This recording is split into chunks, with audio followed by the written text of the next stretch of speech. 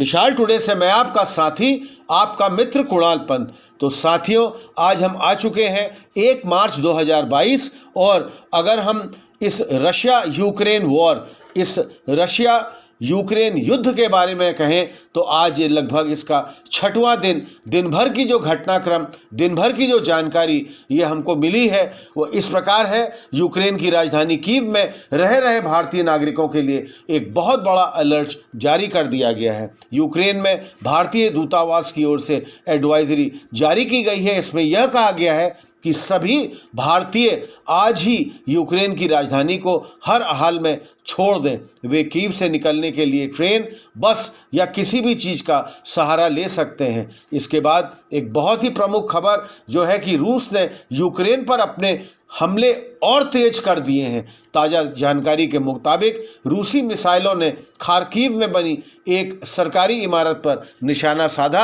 इस हमले में ये इमारत पूरी तरह से नेस्तनाबूद हो गई और इसके साथ ही साथ यूक्रेन में जंग के 6ठे दिन रूसी सेना ने हमले और भी तेज कर दिए हैं। राजधानी कीव को चारों ओर से घेर लिया गया है। इस बीच रूस के 2 शहरों में रूस ने मिसाइलों और तोपों से हमला कर यूक्रेन की सेना को एक बहुत बड़ा नुकसान पहुंचाया है। माना जा रहा है कीव में आज रात बहुत बड़ा हमला हो सकता है। रूस यूक्रेन के बीच जंग में एक भारतीय छात्र की मौत की भी खबर है। जानकारी के मुताबिक खार्किव में रूसी गोलाबारी में छात्र की मौत हुई है। इसी के साथ साथ रूस के विदेश मंत्री सर्गी लेवरोव ने कहा है कि यूक्रेन के पास अभी भी सोवियत की परमाणु टेक्नोलॉजी है। उन्होंने यह भी कहा कि इस खतरे को लेकर प्रतिक्रिया न करने जैसा कदम नहीं उठाया जा सकता है और यूक्रेन में फंसे भारतीय छात्रों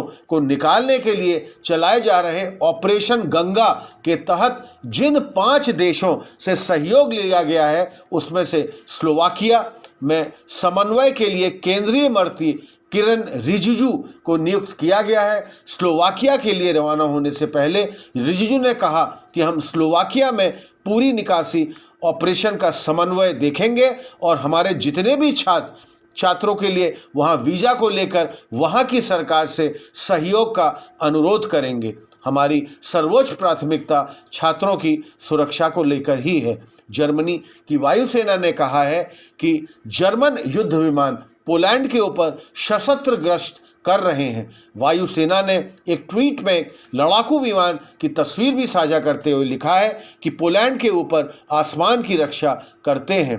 विदेश मंत्री जयशंकर ने सांसदों को भी निर्देश दिए हैं। विदेश मंत्री डॉक्टर एस जयशंकर ने सांसदों से कहा है कि यूक्रेन में फंसे भारतीयों के बारे में जानकारी साझा करने के लिए कार्यालय से सीधा संपर्क करें। इसके साथ ही ईमेल आईडी और व्हाट्सएप नंबर भी साझा किए जाए जिन पर सांसद जानकारी साझा कर सकते हैं। यूक्रेन में एक भारतीय छात्र की मौत होने के बाद सरकारी सूत्रों ने यह भी कहा है कि यूक्रेन से 9,000 से ज़्यादा नागरिकों को सुरक्षित वापस लाया जा चुका है और वहां फंसे बड़ी संख्या में छात्र अब सुरक्षित इलाकों में पहुंचा दिए गए हैं। हम अपने नागरिकों की सुरक्षित वापसी के लिए अपने प्रयास हर संभव जारी रखेंगे। सूत्रों से यह भी कहा गया है कि रूस और यूक्रेन ने तुरंत सुरक्षित निकासी की जरूरत पर उत्तर दिया है उस स्थानों पर जहां पर हमने अपने नागरिकों को निकालने में सफल रहे हैं। वहां संघर्ष से गतिविधियों पर खतरा नहीं है। यूरोपीय संसद रूस के तेल और गैस आयात पर यूरोपीय संघ के व्यापक प्रतिबंधों का आह्वान करने के लिए तैयार है। इसने रूस की अर्थव्यवस्था को रणनीतिक रूप में कमजोर हो रही अर्थव्यवस्था और युद्ध छेड़ने की क्षमता पर केंद्रित और भी सख्त प्रतिबंध लगाने का अनुरोध किया हुआ है। पूर्व सेना प्रमुख जनरल एनसी विज ने कहा है कि यूक्रेन में फंसे भारतीय नागरिकों को जब तक देश वापस नहीं लाया जाता है तब तक उन्हें बम शेल्टर के अंदर या अन्य सुरक्षित जगहों पर या स्थानों पर पहुंचाना बहुत ही आवश्यक है। उन्होंने कहा कि अब तक उन्होंने निकलने के लिए व्यवस्था नहीं कर ली जाती, तब तक उन्हें सड़कों पर या युद्धग्रस्त इलाकों में बाहर बिल्कुल भी नहीं निकलना चाहिए। और भी ब्रिटेन में प्रधानमंत्री बोरिस जॉनसन ने कहा कि यूरोपीय महाद्वीप में एक भयानक आपदा की शुरुआत हो गई है। पोलैंड की राजधानी वॉर्सा में उन्होंने कहा कि पोलिश सरकार और यहाँ के लोग शानदार काम कर रहे हैं। मानवीय संकट से निपटने के यह बहुत ही प्रेरणादायक है।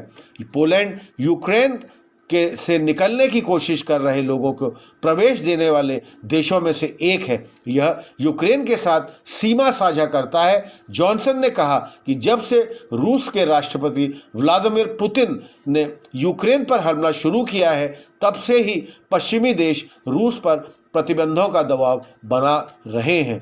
कर्नाटक राज्य आपदा प्रबंधन प्राधिकरण यानी कि SDMA के आयुक्त मनोज राजन ने यह कहा है कि हमने विदेश मंत्रालय से यूक्रेन में नवीन शेखरप्पा के निधन की पुष्टि की है। वह हावेरी के चालगिरी का रहने वाला था। वह जहां फंसा हुआ था वहां पास के स्टोर में कुछ वो खरीदने गया था। बाद में उसके दोस्तों में से एक ने एक स्थानीय कार्यालय से फ़ोन आया कि नवीन का निधन हो गया है। यूक्रेन में भारतीय छात्र नवीन शेखरप्पा के निधन के बाद कर्नाटक के मुख्यमंत्री बसवराज बोम्मई ने उनके पिता से बात की है। बोम्मई ने यह भी कहा है कि नवीन के शव को भारत वापस लाने के लिए सभी प्रयास किए जाएंगे। उन्होंने कहा कि इस मामले पर विदेश मंत्रालय के अधिकारी बात कर रहे हैं। यूक्रेन पर हमला शुरू करने के बाद से ही पश्चिमी देश रूस पर लगातार प्रतिबंध लगा रहे हैं। इसे लेकर क्रेमलिन ने कहा है कि पश्चिमी देशों की प्रतिबंध कभी भी यूक्रेन को लेकर रूस की स्थिति को बदलने पर मजबूर नहीं कर पाएंगे। क्रेमलिन प्रवक्ता दिमित्री पेस्कोव ने कहा कि मॉस्को और कीव के बीच सीधा संवाद शुरू हो चुका है, लेकिन दोनों देशों के राष्ट्रपतियों के बीच बातचीत की अभी कोई योजना नहीं बनी हुई है। रूस यूक्रेन के बीच छिड़ी जंग बढ़ती ही जा रही है। बेलारूस में सोमवार को दोनों देशों के बीच हुई वार्ता बेनतीजा निकली। इस बीच रूस ने परमाणु ट्रायड की तैयारी भी शुरू कर दी है। खबरों और सूत्रों के मुताबिक यूक्रेन की राजधानी कीव की ओर 64 किलोमीटर लंबा रूसी सैन्य काफिला बढ़ रहा है। इनकी सैटेलाइट तस्वीर भी जारी हुई है। वहीं संयुक्त राष्ट्र मानवाधिकार परिषद में भी इमरजेंसी डिबेट के पक्ष में 29 वोट पड़े हैं। भारत समेत 13 देशों ने इस वोटिंग में भाग नहीं लिया है। तो साथियों, ये थी आज यानी कि 1 मार्च जो छठा दिन है आज, ये यूक्रेन रूस युद्ध का ये थी ताज़ा अपडेट। हम आपको लगातार इस युद्ध की जो अपडेट्स हैं बताते जा रहे हैं और आपको जो लाइव अपडेट्स और लेटेस्ट न्यूज़ इसके बारे में हम आपको लगातार इसकी जानकारी देते रहेंगे। तब तक मैं आपका साथी, आपका मित्र कुणाल पंत, मिसाल टुडे लखनऊ से।